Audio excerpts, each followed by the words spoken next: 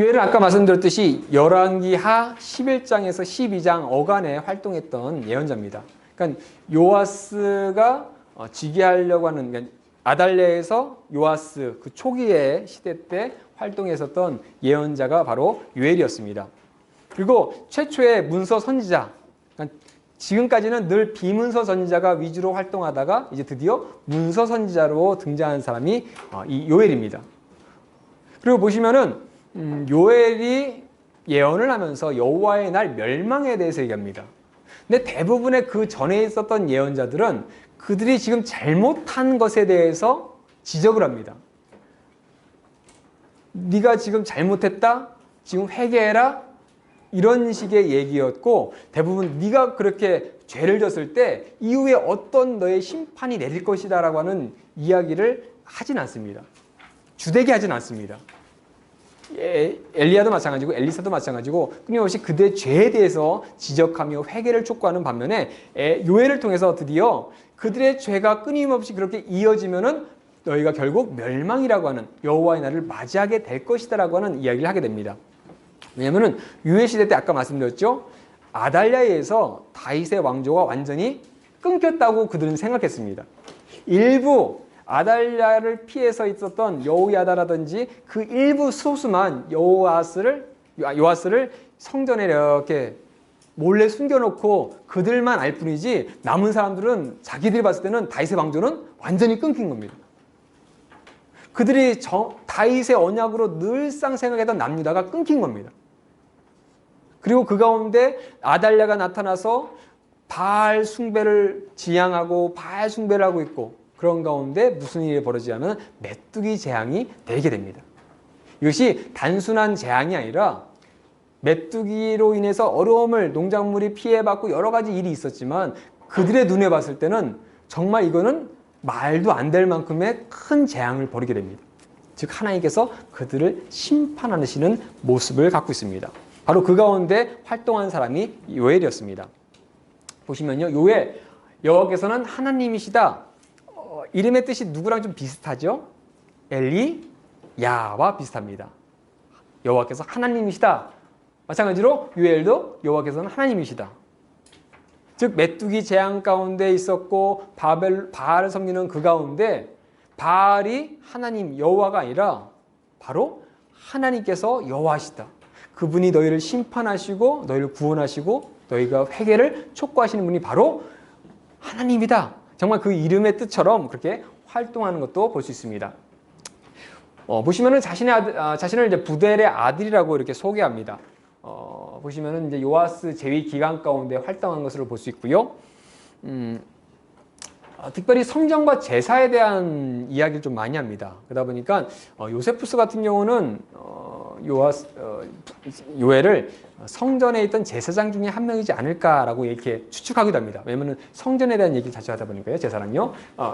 제가 밑에 써놨네요. 그리고 예루살렘 근처에 거주한 것 같습니다. 그러면 끊임없이 이제 예루살렘을 주로 얘기하다 보니까 예루살렘 지역에 있던 사람이었고 성전과 제사에 대한 얘기를 하다 보니까 제사장 중에 한 명이지 않았을까.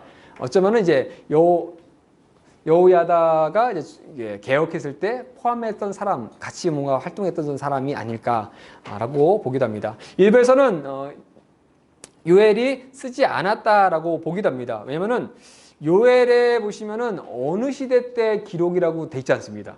어느 왕 때 요엘이 활동했다, 사역했다라고 하는 기록이 없습니다.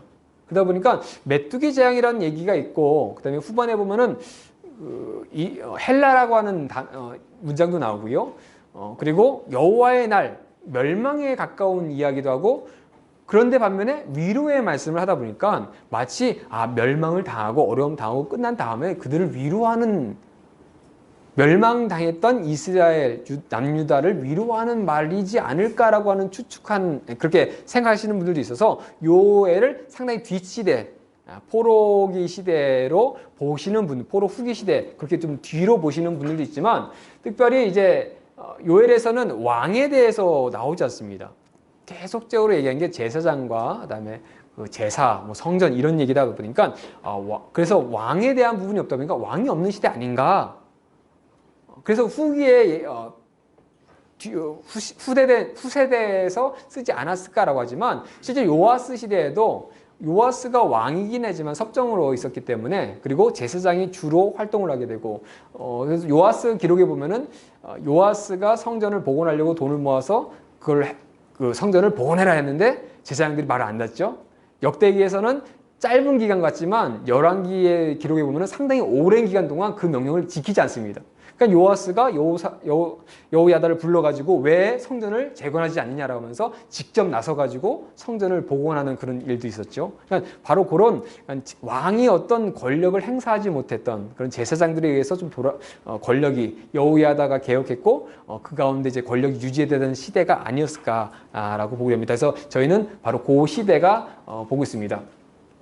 그래서 보면은 열왕기상 18장 21절 보면 엘리야가 모든 백성에 가까이 나아가 이르되 너희가 어느 때까지 둘 사이에서 머뭇머뭇하려느냐 여호와가 만일 하나님이면 그를 따르고 바알이 만일 하나님이면 그를 따를지니라 하니 백성이 말 한마디도 대답하지 아니하는지라 라고 하면서 여호와께서 하나님이신지 바알이 하나님이신지 너희가 결정하라라고 엘리야가 말합니다. 그 당시 수많은 백성들이 그렇게 생각합니다. 혼합주의, 그다음에 그런 바알 신앙 가운데 있는 가운데 특별히 바알은 농경의 신입니다. 풍요의 신입니다. 그러니까 하나님도 섬기면서 동시에 우린 농사를 짓고 그 땅 가운데 살아가니까 바알한테도 하면은 뭔가 얻고. 그러니까 그들이 이사야가 끊임없이 너희가 죄를 얘기하면서 성전 문지방만 밟았다. 너희가 하나님께 제대로 된 제사를 드리지 않았다. 근데 그들이 정말 제사를 드린 것이 아니라 하나님께 제사 제대로 드렸거든요. 근데 그것이 우상한테 하나님께 제사 드리면 복 받고 또 바알한테 하면은 농사도 잘 되고 또 모압에게 그런 시대, 혼합된 시대를 살았습니다. 그러니까 그런 가운데 과연 너희가 무엇을 선택할 것이냐? 여호수아 때도 마찬가지고 엘리야도 마찬가지고 너희가 하나님을 선택한 것인지 아니면 다른 우상을 선택할 것인지 선택해라라고 합니다. 그런 가운데 이제 말씀을 주신 거죠. 그러니까 마찬가지로 요엘도 마찬가지입니다. 대신 좀 분위기가 다른 거죠. 이미 어려움 당한 가운데서 위로하면서 거봐 너네 하나님 앞에서 죄졌으니까 이런 벌 받잖아. 그러니까 하나님께 돌아와. 바알이 아니라 하나님이 진짜 우리 여호와 하나님이야. 이런 말씀을 또 하는 부분도 있습니다. 자, 배경입니다. 아까 말씀드린 아달랴의 통치 후입니다.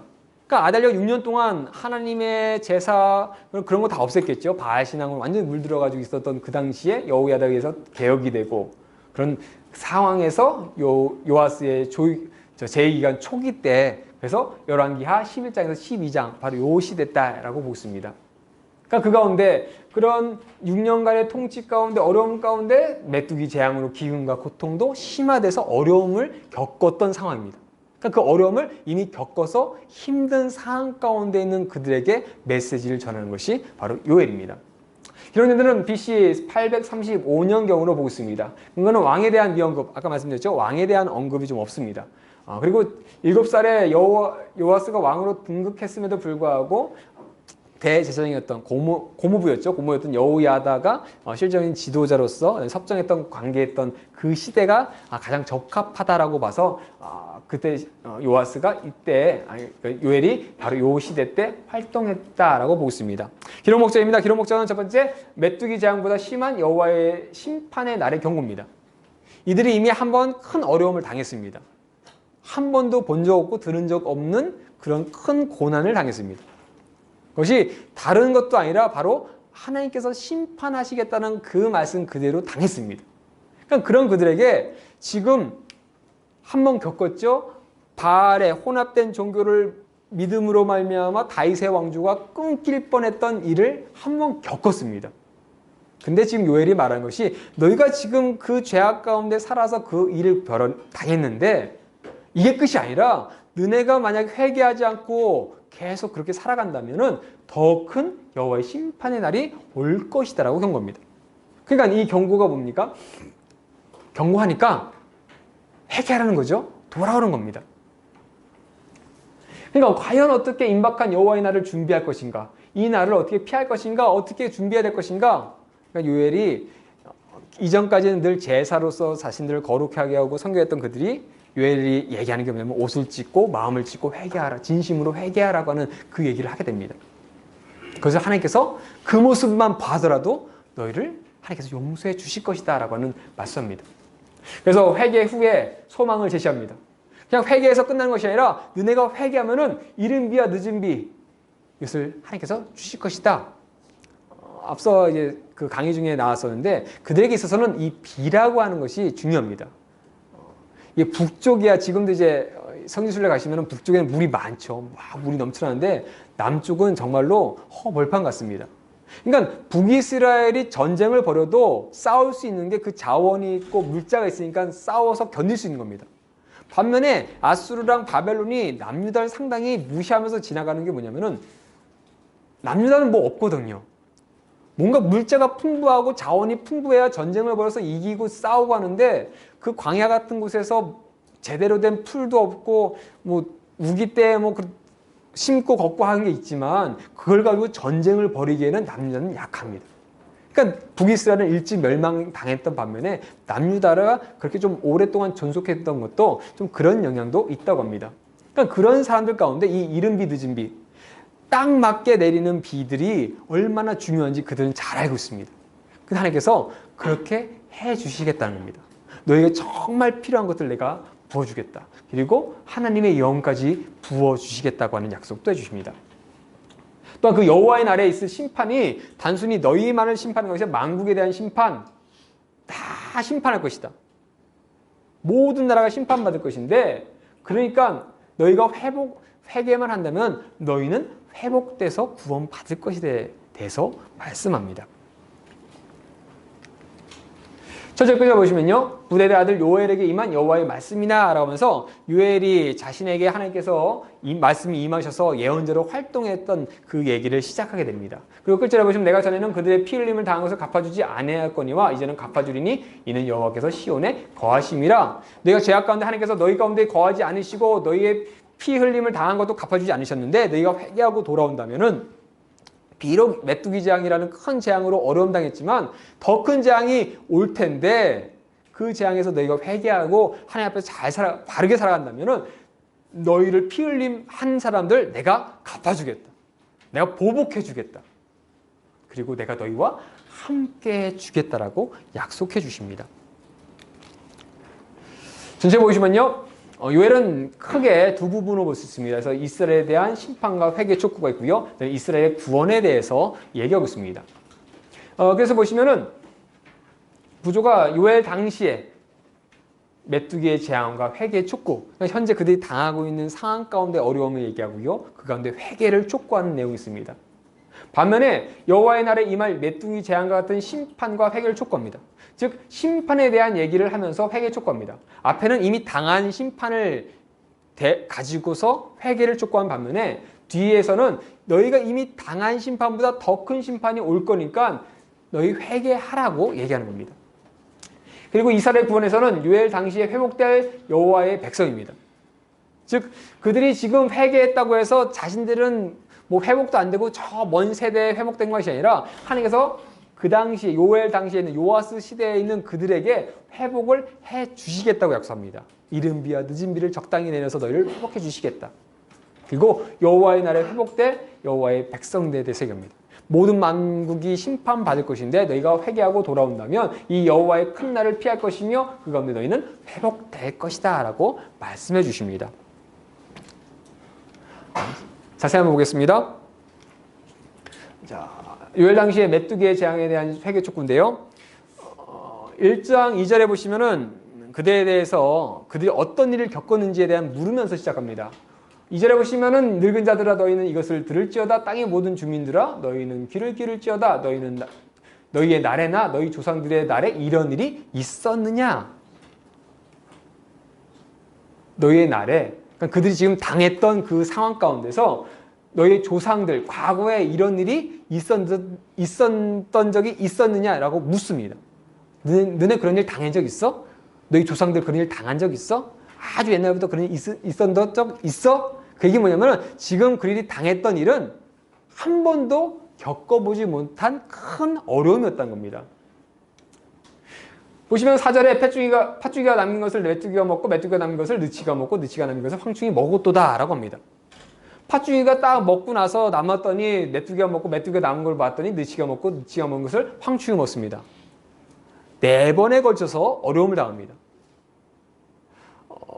애굽도 보면은 처음에 그 재앙 가운데 우박의 재앙이 나오고 그다음에 그 재앙들이 있지 않습니까? 그러면서 점점점 먹을 것들이 사라지는 모습들.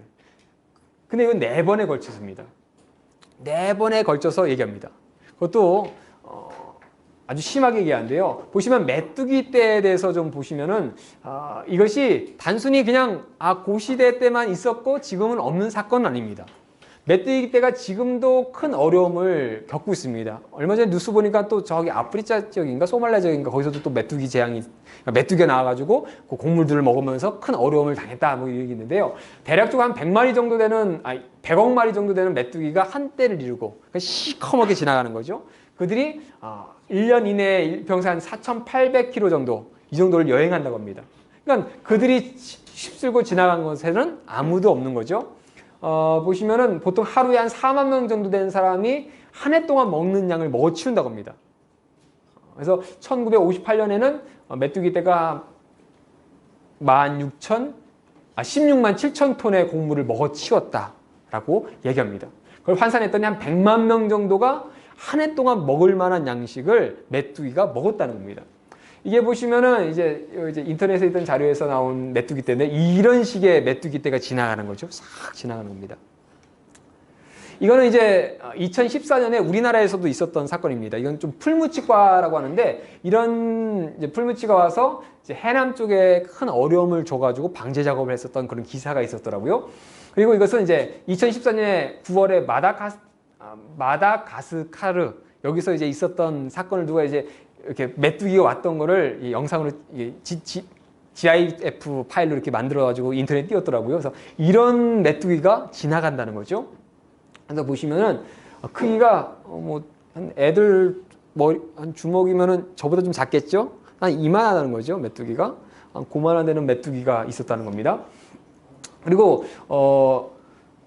이집트랑 이 지역에서 보통 메뚜기가 어떻게 이동을 하면은 이 이제 수단, 홍해 쪽 요 밑에서 이제 처음에 번식을 하게 되고 이렇게 올라간다고 합니다. 올라간다고. 그래서 요엘에 보시면은 메뚜기 떼가 북쪽에서 내려온다라고 얘기하는데 그러다 보니까 북쪽에서 내려온다? 보통은 남쪽에서 올라오는 일이 있었는데 여호와의 날에 북쪽에서 내려온다라고 하다 보니까 메뚜기 떼가 북쪽에서 내려왔다고 하다 보니까 그래서 또 이것이 요아스 시대가 아니라 더 후대 시대다. 남유다 멸망할 때 시대다라고 얘기하는 그런 또 근거가 되기도 합니다. 이런 또 이제 메뚜기의 이동이 좀 있기 때문에요. 이런 어려움이 실제로 지금도 일어나고요. 그다음에 이스라엘 상시에도 많이 일어났던 것 같습니다. 하지만 그게 흔히 늘 그냥 어쩌다 한 번씩 나오는 메뚜기의 그런 규모가 아니라 상상을 초월하는 규모라는 거죠. 그래서 신명기 28장, 38장, 42절을 보시면은 내가 많은 종자를 들에 뿌릴지라도 메뚜기가 먹음으로 거둘 것이 적을 것이며 내가 포도원을 심고 가꿀지라도 벌레가 먹음으로 포도를 따지 못하고 포도주를 마시지 못할 것이며 내 모든 경내에 감람나무가 있을지라도 그 열매가 쪄다짐으로 그 기름을 내 몸에 바르지 못할 것이며 라고 말합니다. 하나님 앞에 너희가 범죄했을 때 이런 일이 있을 것이다 라고 하는데 그 중에 하나가 바로 이 메뚜기로 인해서 먹을 것들이 없어지는 사건입니다. 그러니까 요엘의 사건은 단순히 자연 현상이 아니라는 거죠. 하나님께서 심판하신 사건이라는 겁니다.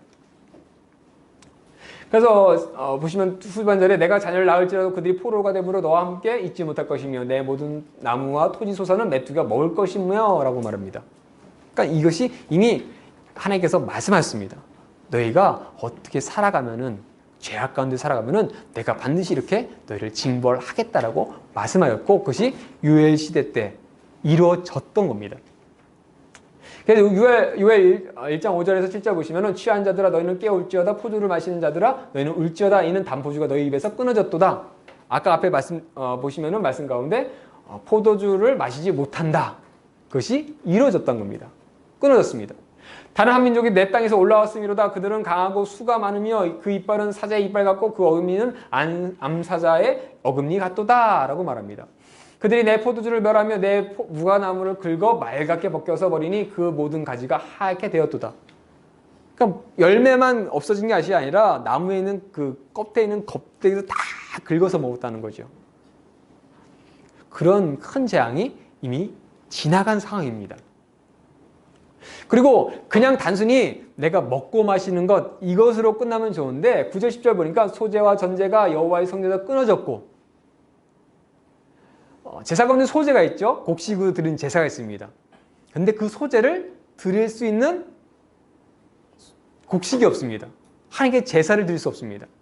그리고 전제는 포도주를 붓는 겁니다. 근데 그 포도주가 끊어졌습니다. 그러니까 하나님께 바칠 수 있는 것조차도 없어진 겁니다. 뭔가 내가 해결해서 제사를 드려가지고 하나님께 뭔가 하고 싶은데 그것조차도 못하는 상황입니다. 그러니까 여호와께 수종드는 제사장들은 슬퍼하도다.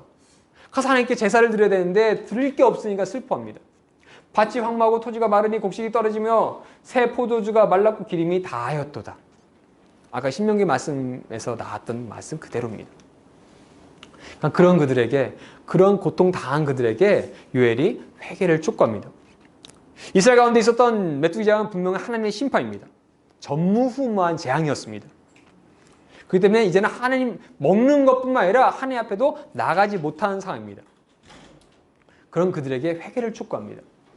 제사장들아 너희는 굵은 배로 동이고 슬피 울지어다. 제단에 수종 드는 자들아 너희는 울지어다. 내 하나님께서 수종을 드는 자들아 너희는 여와서 굵은 배 옷을 입고 밤이 새도록 누울지어다. 이는 소재와 전제를 너희 하나님의 성전에 드리지 못함이로다. 너희는 금식을 정하고 성회를 소집하여 장로들과 이 땅의 모든 주민들을 너희 하나님 여호와의 성전으로 모으고 여호와께 부르짖을지어다. 슬프다 그날이여 여호와의 날이 가까웠나니 곧 멸망같이 전능자에게로부터 이르리로다. 더 이상 그들이 제사를 드릴 수 없기 때문에 이제는 베옷을 입고 하나님께 울며 불며 회개하러 합니다. 전심으로 하나님께 나오라고 얘기합니다. 그리고 그날이 가깝다고 합니다. 이미 당했는데 또 다른 여호와의 날이 멸망같이 전능자에게 이르시는 그날이 또 온다고 얘기합니다. 왜냐하면 그들이 그 죄에서 돌이키지 않으면 그 죄가 올 것이다. 이 여호와의 날에 대한 여러 가지 해석이 있는데요. 보통 여호와의 날 그러면은 고대 중동에서는 왕이 성을 방문해서 성의 편의와 안전을 준비하고 여러 가지 연회하고 베풀고 뭔가 잔치를 하는 날입니다. 기쁜 날이죠. 어쩌면은 그들이 여호와의 날에 하나님 앞에 잘 살아가면 이런 날이 여호와의 날이겠죠. 하지만 그들은 하나님 앞에서 바르게 살지 못했습니다. 이런 기쁜 날, 왕을 맞이해서 왕을 기쁘게 하고 즐겁게 하고 같이 즐거운 날이 요엘 당시에 그들의 모습 가운데서는 그런 날로 될 수 없다는 겁니다. 도리어 원래는 축제와 구원과 승리의 날로 여겨야 됐던 그날이 요엘의 말씀 가운데서는 심판의 날인 겁니다. 그러니까 그들 머리에서는 이스라엘 백성들은 여호와의 날, 축제, 하나님께서 우리를 구원해 주실 거야, 우리에게 좋게 해 주실 거야, 우리에게 풍요를 주실 거야, 막 이런 날로 생각했는데 그것이 아니라 요엘은 너희 잘못 생각했다. 왜냐하면은 너희는 그렇게 살지 못했으니까 결국 그날은 심판의 날로 너에게 임할 것이다 라고 합니다. 그렇기 때문에 그날은 멸망의 날, 어둡고 캄캄한 날, 심히 두려운 날, 그래서 경고와 회개를 촉구합니다. 너희 그렇게 해서는 여호와의 날은 이런 날이 될 것이다. 촉구합니다. 그래서 이제 여호와의 날에 임할 심판에 대한 모습을 이야기하게 됩니다.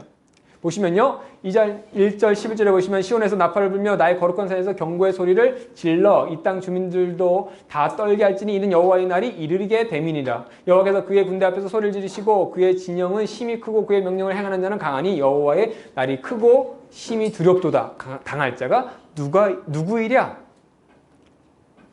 그들이 메뚜기 재앙으로 되는 심판을 겪었는데 앞으로 오게 될 여호와의 날은 바로 이런 날이라고 얘기합니다.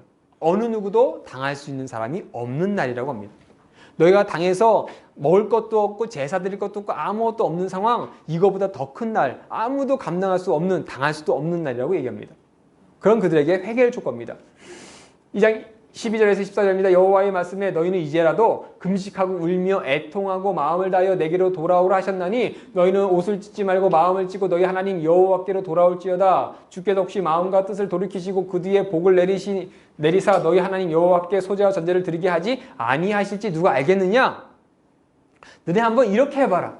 하나님 앞에 전심으로 금식하고 울고 애통하며 마음을 다해 옷을 찢고 하나님께로 돌아와봐라.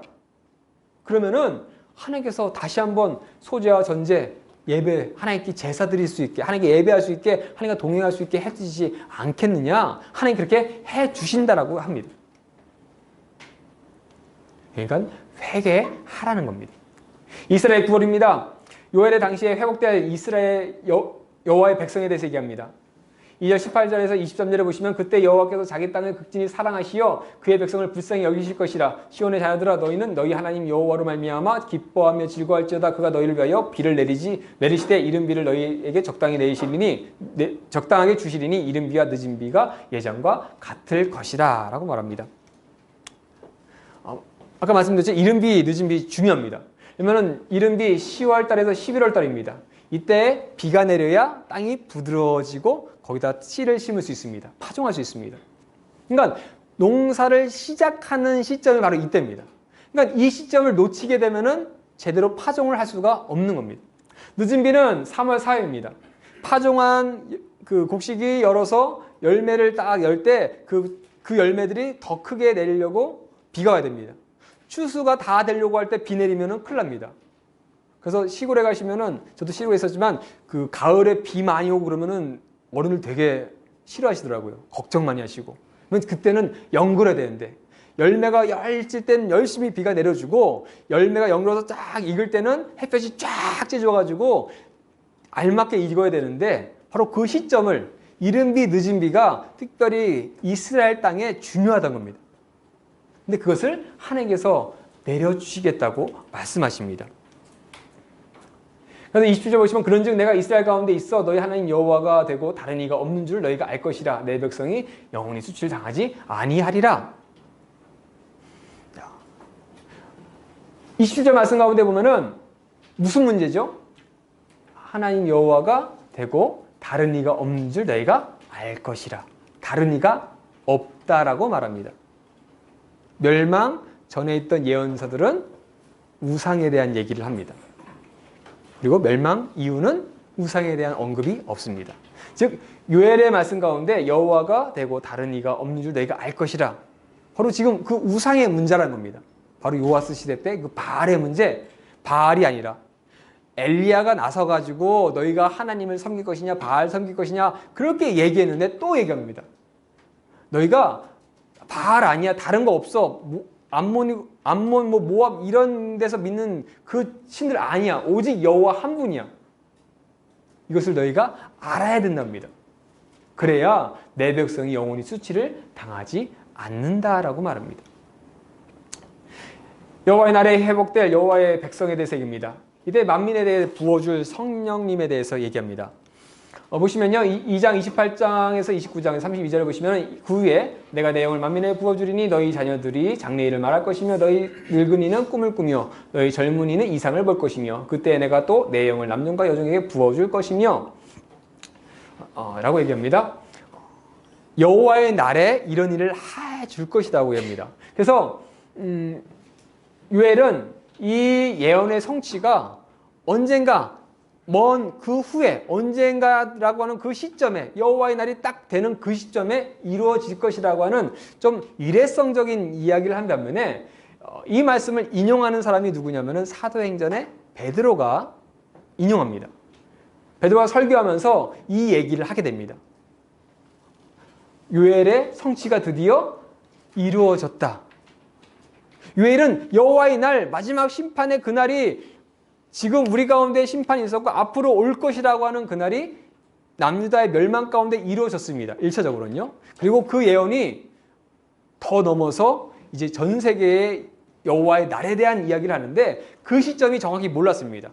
그 후에 언젠가라고 했었는데 베드로는 바로 이때다라고 얘기합니다. 그래서 보시면은 요엘은 늦은 비 이런 사건으로 봤었고 베드로는 요것을 이 예언을 하면서 그 후에, 왜냐면 요엘은 정확하게 시점을 몰랐기 때문에 그 후라고 얘기하는 반면에 베드로는 바로 그것이 이루어진 이 시대가 바로 말세다라고 얘기하는 부분이 있습니다. 그래서 신약에서는, 아니, 구약에서 여호와의 날은 한순간에 있어지는 그런 일회성 사건처럼 보였지만 신약에서는 그 여호와의 날이 예수님의 초림부터 재림까지의 기간을 의미한다라고 보고 있습니다. 그래서 탄생하신 이때부터 마지막 우리가 알고 있는 재림하시는 그 순간까지, 그래서 베드로가 말세라고 하는 현재의 상황 가운데, 그래서 그때 요엘의 예언이 드디어 성취가 되고 그 성령께서 지금도 우리와 함께 하시는 그 시대를 살고 있는 그 요엘의 그 예언 시대를 또 살고 있는 것도 볼 수 있습니다.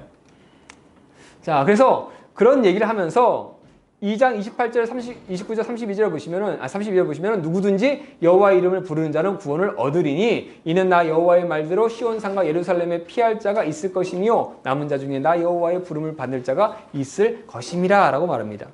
그 여호와의 날에 대해서 얘기하면서 여호와 이름을 부르는 자는 구원을 얻는다라고 얘기합니다. 근데 이 누구든지 여호와 이름을 부르는 자는 구원을 얻는다라는 말씀이 단순히 그냥 하나님의 이름을 부른다는 것은 아닙니다. 말씀드렸죠? 요엘 당시에 멸망 전에도 그들은 분명히 하나님의 이름을 불렀습니다. 제사 드렸습니다. 절기 지켰습니다. 번제, 소제, 화목제, 속건제, 속죄제 다 드렸습니다. 근데 거기에는 형식은 있었는데 마음이 없었다는 거죠. 바알 계속 갔다가 바알한테 안 될 것 같으면 저기 갔다가. 그래서 요시야 시대 때는 어떤 일까지 벌어지냐면 예루살렘 성전에 모든 산당이 다 없어졌는데도 엘리야김 때, 그러니까 예레미야 예언에 보면은 우리가 지금 바벨론이 쳐들어와서 포로 잡혀가는 거 보니까 하늘의 여왕한테 제사 안 드려서 그런가 봐. 그러니까 제사 드리고 또 곤충한테 제사 안 드려서 그런가 봐. 돌아가죠. 그들은 불렀습니다. 근데 단순히 부르는 것, 그냥 그렇게 하는 것만 얘기하지 않습니다. 분명히 하나님께서는 그들에게 전심으로 하나님께 나오고 울며 애통하며 웃을 짖며 하나님 앞에 나오라고 했습니다. 바로 그런 의미. 여호와의 말씀에 너희는 이제라도 금식하고 울며 애통하고 마음을 다하여 내게로 돌아오라. 바로 이것을 원하신 겁니다. 진정 회개하여 하나님 앞에 나오는 모습, 진정 하나님의 백성으로 살아가는 모습들을 원하신 겁니다. 참된 마음으로 하나님을 찾는 것. 그러니까 너희는 옷을 찢지 말고 마음을 찢고 너희 하나님 여호와께로 돌아올지어다. 그래서 신약 시대 때는 옷을 찢어도 이게 몇 센치 이상 확 찢으면은 그건 죄악이고 몇 센치. 그래서 그 패션 오브 크라이스트에 보면은 그 제사장이 옷을 툭 찢는데 조금만 이렇게 딱 찢죠. 확 찢지 않죠. 그러니까 그런 규정도 있었다고 합니다. 옷도 어떻게 찢어야 되는. 그러니까 그렇게 그냥 가서 흉내내서 그냥 팍 찢고 엉엉 울면서 흉내가 아니라 그런 것 제사도 흉내내고 찢고 그런 것도 흉내내지 말고 전심으로 하나님께 돌아오라고 얘기합니다. 그렇게 돌아와서 하나님의 여호와의 이름을 부르는 자를 그런 참된 마음으로 회개하고 믿음을 갖고 있는 그들을 하나님께서 찾으시고 구원해 주신다라고 말하고 있습니다. 그러면서 멸망에 대한 심판 얘기합니다. 3장 17절에 보시면 그런즉 너희가 나는 내 성산 시온에 사는 너희 하나님 여호와인 줄 알 것이라. 예루살렘이 거룩하니 다시는 이방 사람이 그 가운데 통행하지 못하리로다. 그러나 애굽은 황무지가 되겠고 에돔은 황무한 들이 되리라. 되리니 이는 그들이 유다 자손에게 포악을 행하여 죄악 무죄한 피를 그 땅에 흘렸음이니라. 아까 말씀에 있죠. 그들에게 어렵고 피 흘린 자를 보복해 주시겠다고. 여호와의 날에 너희가 하나님을 알고 그렇게 됐을 때 이방인들이 너희 가운데 아수르가 왔었고 바벨론이 왔었고 그런 일들 못하게 해주겠다. 애굽이 황무지가 되는 것, 애굽이 자신들 괴롭혀서 황무지가 괴롭혔던 그들 황무지가 되게 하고 에돔도 마찬가지고 너에게 포악을 행하고 무죄한 피를 행하는 것들 내가 갚아주시겠다고 말씀합니다. 그래서 마지막 또 회복에 대해서 얘기합니다. 19장 20절에 보시면은 유다는 영원히 있겠고 예루살렘은 대대로 있으리로다. 내가 전에는 그들의 피 흘림을 당한 것을 갚아주지 아니하거니와 이제는 갚아주리니 이는 여호와께서 시온에 거하심이라. 정말 그들이 메뚜기 재앙을 통해서 회개하고 돌아온다면 그 여호와의 날에 왔을 때 그 가운데 영원히 내가 너희와 함께 해주겠다. 예루살렘이 대대에 있겠다. 또한 한번 끊어질 뻔했던 그 다윗의 왕조가 영원히 하나님께서 선택하셨던 그 왕조가 영원히 함께하겠다. 그리고 내가 너희를 괴롭히는 사람들을 갚아주겠다. 왜냐면은 하나님께서 너희랑 함께 하시기 때문에 내가 그렇게 해주겠다. 다른 우상들이 아니라 바로 내가 너희 하나님이고 여호와라는 것을 알라고 얘기하십니다. 요엘서 정리하겠습니다. 요엘은 진실로 여호와께 돌아오는 자는 용서하고 구원하시는 하나님에 대해서 나옵니다. 맺기의 재앙은 너희가 바알을 의지하여 지은 농사를 없애는, 바알이 농성신이었거든요. 그것이 아무런 능력이 없는 그런 존재임을 보여주십니다. 바알을 심판하시고 그들을 심판하십니다. 그 고통 가운데 그리고 앞으로 있을 여호와의 날이 되기 전에 회개하고 돌이키기만 한다면 하나님께서 그들과 함께 하시고 구원해 주시겠다고 말씀합니다. 그러니 바알을 버리고 우상들을 버리고 참된 하나님께로 돌아오라. 그러면 그들을 불쌍히 여겨주시고 지금 너에게 필요한 건 무엇이냐? 메뚜기 때문에 먹을 것 없지, 제사 드릴 것 없지, 내가 이른 늦은 비 적당하게 내려줄게. 땅의 소산 허락해 줄게. 또한 앞으로 있을 여호와의 날에 내가 나의 영을 부어주어서 여호와 이름을 부르는 자를, 하나님의 뜻에 순종하고 살아가는 자를 구원해 주겠다라고 말씀하십니다. 이것이 죄악 가운데 고통받고 있는 이스라엘이 돌아와 하나님과 동행하기를 원하시는 하나님의 마음이십니다.